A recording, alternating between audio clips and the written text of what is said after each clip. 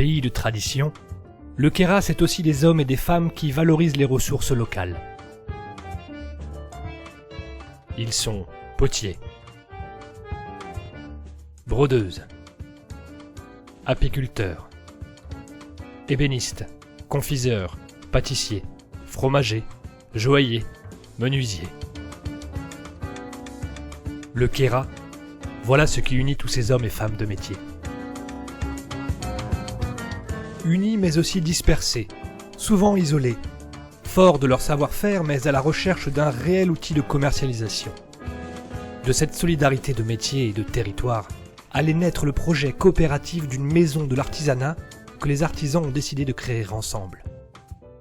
La réussite de la maison de l'artisanat a créé de nouvelles solidarités et redonné aux artisans confiance dans leur avenir en Kera, ce qui a favorisé l'installation de jeunes entreprises.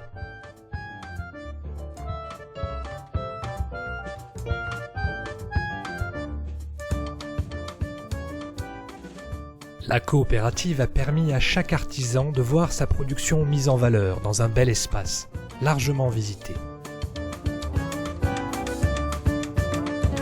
C'est parti d'une réunion entre artisans comme ça, dans un bar. On a d'abord fait une association.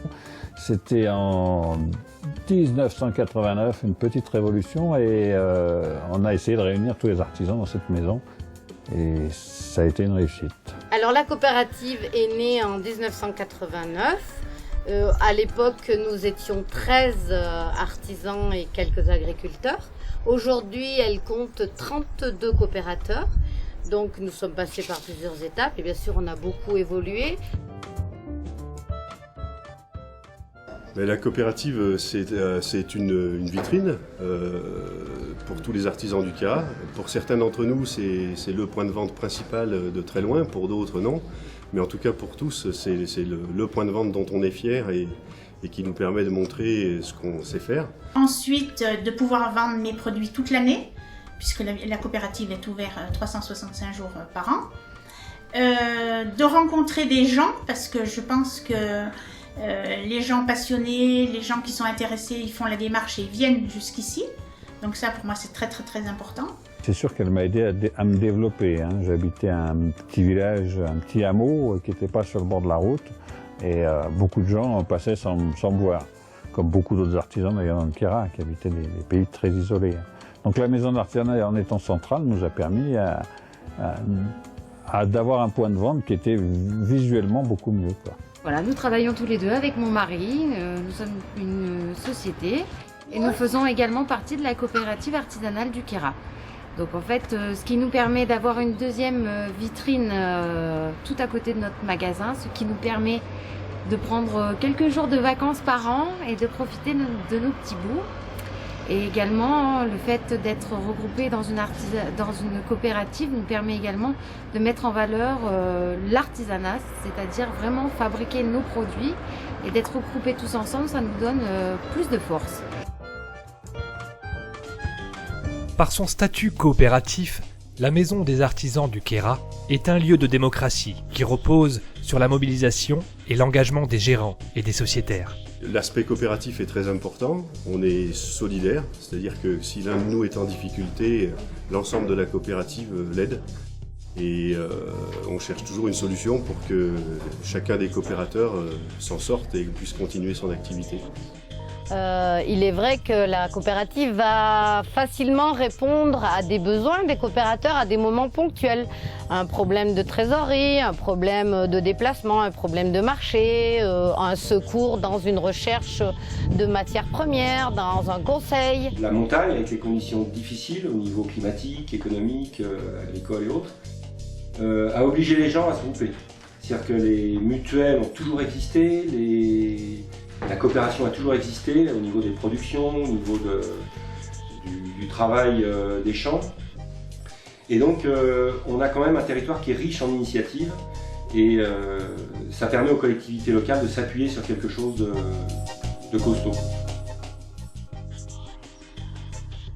Forte de ses valeurs, la coopérative des artisans du Kera a bénéficié dès son démarrage et encore aujourd'hui du soutien des collectivités locales et du parc naturel régional. On pourrait résumer l'ensemble des missions d'un parc par protéger l'environnement et favoriser le développement local. Donc c'est du développement durable avant que ce terme existe. Et un des points d'appui, c'est le monde coopératif. Mais en tant qu'élu, on a toujours soutenu cette coopérative parce que c'est un point de rassemblement des agriculteurs, des producteurs artisans, agriculteurs aussi d'ailleurs maintenant, qui produisent du fromage. Et du coup, c'est une espèce de petite entreprise de maintien des habitants d'Anquera, du travail. Le travail en commun permet, disons, je dirais, de résister un peu à la mondialisation et de résister ne serait-ce qu'aux intempéries, parce qu'on a quand même 7 mois d'hiver. Une coopérative ne se délocalise pas. Quand des habitants ont monté une structure coopérative pour défendre leur métier ou leurs conditions de vie économiques, c'est pour justement continuer à vivre dans le pays.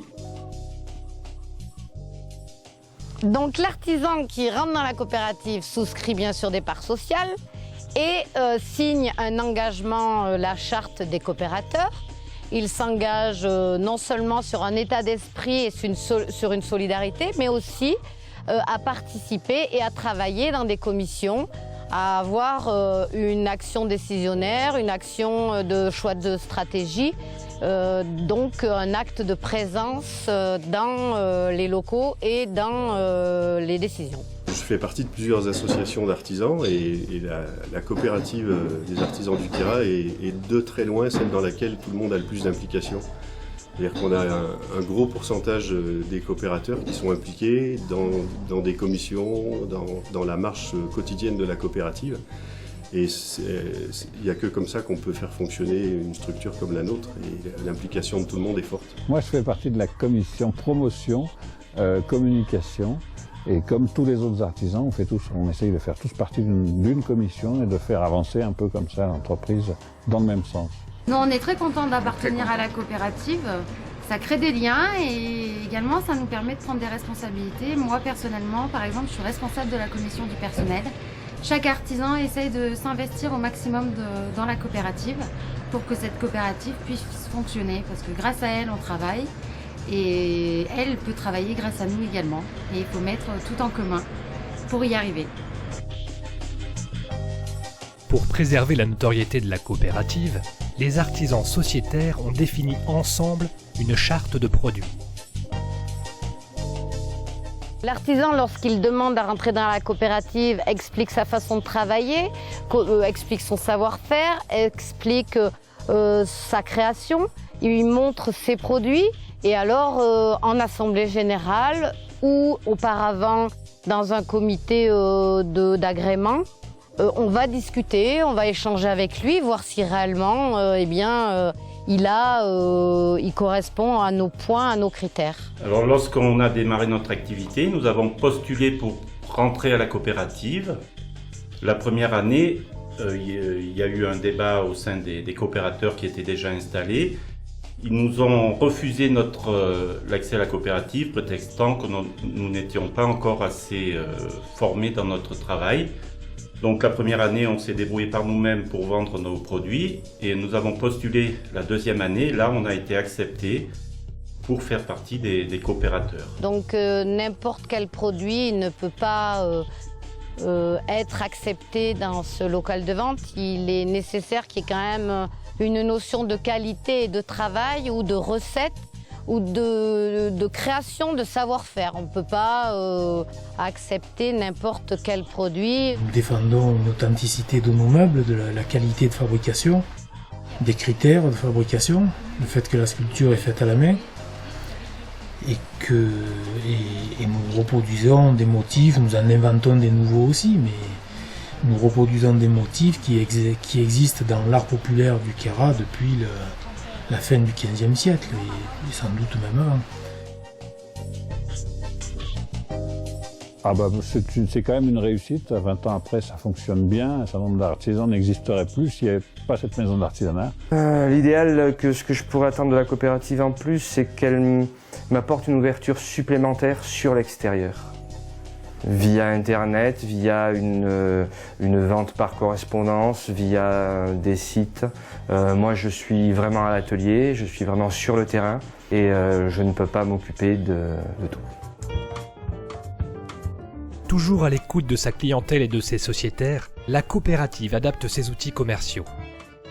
Avec la mise en ligne d'un site marchand, elle s'ouvre aux nouvelles technologies de vente. La coopérative des artisans du Queyras a déjà fêté ses 20 ans. Elle s'est renouvelée, élargie, modernisée. Elle a pris toute sa place dans le paysage et dans la vie de la vallée. Grâce aux femmes et aux hommes qui l'animent, elle contribuera longtemps à la valorisation des artisans et du territoire du Queyras.